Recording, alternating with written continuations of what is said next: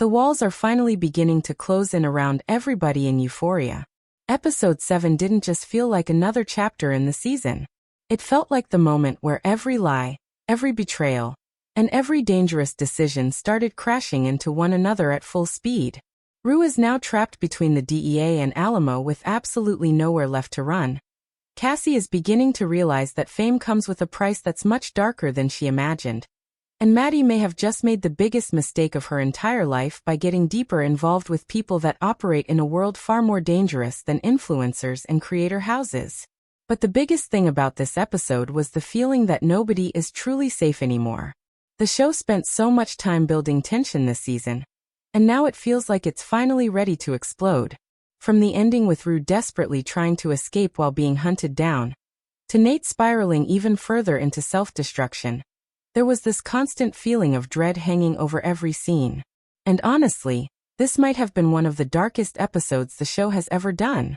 So, with that being said, I wanted to break down the episode, explain the ending, and talk about what I think is going to happen heading into the finale. Here is Euphoria Season 3 Episode 7 Ending Explained. Just to let you know, this video will contain spoilers. Rue's story in this episode honestly felt like watching somebody drown while pretending they still knew how to swim. Ever since she started working with the DEA and secretly feeding information, while also trying to survive around Alamo and Lori's operation, she's been balancing herself on a tightrope. But in this episode, it finally became clear that she can't keep both sides happy anymore. Somebody was always going to figure her out eventually. And the terrifying thing is that Rue herself knows it. Throughout the episode, she looked exhausted, paranoid, and emotionally detached from everything around her. There was this feeling that she hadn't slept in days. Every conversation she had felt tense because she was constantly trying to calculate what she should say and what she shouldn't say. Even small interactions suddenly felt dangerous. That's what made the episode so effective. It wasn't just about physical danger anymore. It was psychological. Rue is living in a state of permanent fear. The opening moments with Alamo were especially important because we saw him behaving far calmer than usual. And honestly, that's when he becomes the scariest. When Alamo is shouting or threatening people openly, at least everybody knows where they stand. But when he's quiet and smiling, it usually means he's already made his mind up about something. And the way he kept staring at Rue during their conversation almost felt like he was waiting for her to slip up. There was a moment where he asked her whether she believed in loyalty, and the question clearly wasn't random. This entire episode revolved around loyalty and betrayal. Who can actually be trusted anymore? Rue is betraying Alamo. The DEA are willing to betray Rue the second she stops being useful. And even Jules is beginning to emotionally drift away from Rue, because she can feel the darkness consuming her again. What made Rue's situation even worse was the fact that she's no longer doing this for any kind of noble reason. Earlier in the season, it almost felt like she convinced herself that helping the DEA would eventually free her from this life. But now she's realizing there is no clean exit. Once you enter this world, people own pieces of you forever.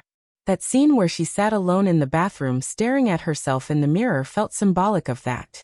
Rue barely even recognized the person staring back at her anymore. She started this season searching for purpose and redemption, but now she's becoming exactly the kind of person she always feared turning into. Somebody willing to lie to everyone around her just to survive another day. The scene with Fezboy was also incredibly important, because it showed how fractured everything has become. When Rue warned him that people were asking questions, there was almost this sadness in the conversation because neither of them fully trusted the other anymore. The paranoia has infected everybody. Fezboy knows Rue is hiding something, but he doesn't know exactly what it is.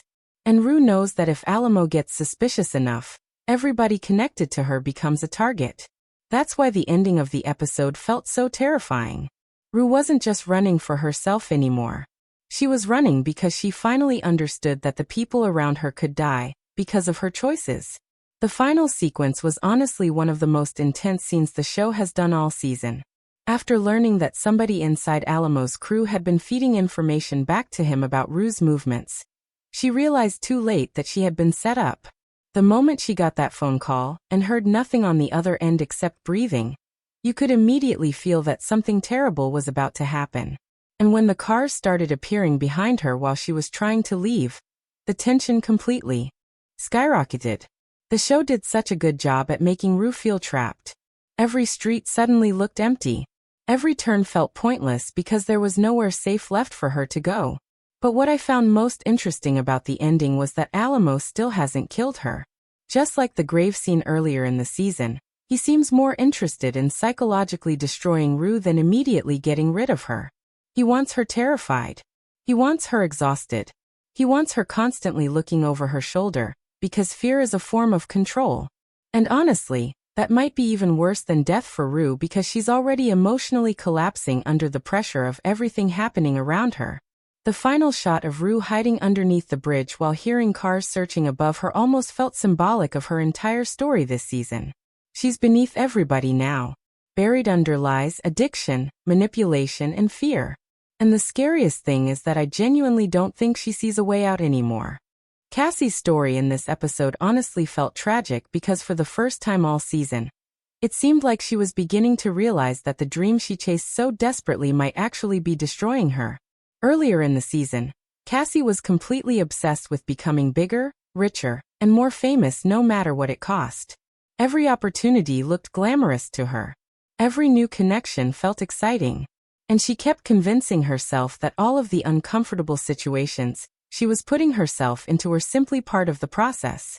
But episode 7 finally showed the emotional consequences of that lifestyle. Fame has completely hollowed her out as a person. She's surrounded by people constantly talking to her, filming her, managing her, and profiting off her. Yet she's never looked more isolated.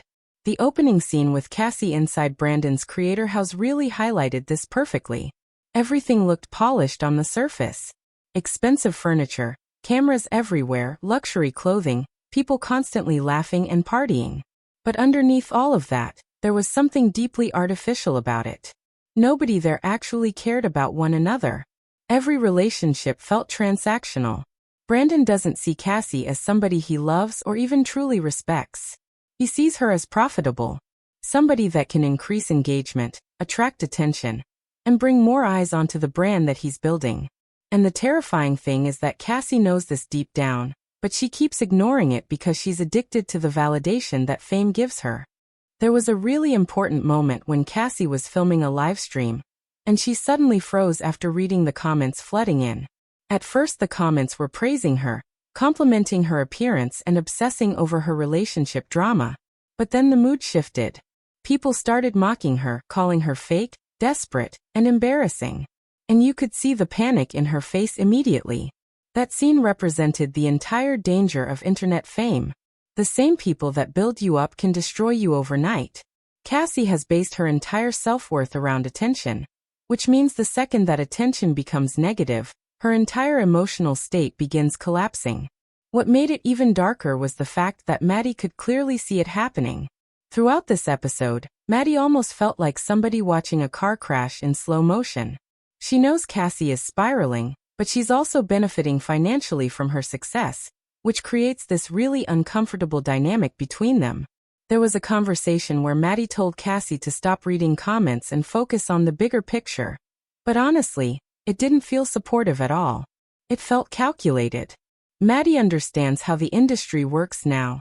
She knows controversy keeps people relevant. She knows emotional breakdowns generate clicks. And whether she admits it or not, she's beginning to think like the same people she once hated. That's why I think the relationship between Maddie and Cassie is now completely broken, even if neither of them wants to admit it yet.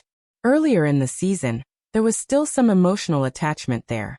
Some sense that maybe underneath all the manipulation and jealousy, they still genuinely cared about one another. But now it feels more like a business arrangement than a friendship. Maddie manages Cassie. Cassie makes Maddie money. That's the foundation of their relationship now. And eventually, one of them is going to betray the other because relationships built on ambition rarely survive once success becomes involved. The most uncomfortable scene in the episode was definitely the dinner sequence with Brandon and some of the investors connected to the creator house. The entire scene felt sinister. Cassie was being spoken about like a product rather than a human being. They discussed her image, her audience demographics, her marketability, and even the possibility of manufacturing fake scandals to keep her trending online. And the worst part was seeing Cassie sit there silently while all of this happened. Earlier in the season, she probably would have ignored how disturbing that conversation was because she only cared about becoming famous. But now she's beginning to understand that these people don't actually value her. They value what she can generate for them. This ties directly into the recurring theme of exploitation that the season keeps pushing. Everybody is using everybody. Nate uses Cassie for money. Brandon uses her for influence. Maddie uses her as the foundation for her career. Even the audience inside the world of the show consumes Cassie like entertainment rather than viewing her as a real person. And eventually, all of that pressure is going to completely break her emotionally. You can already see the cracks beginning to form.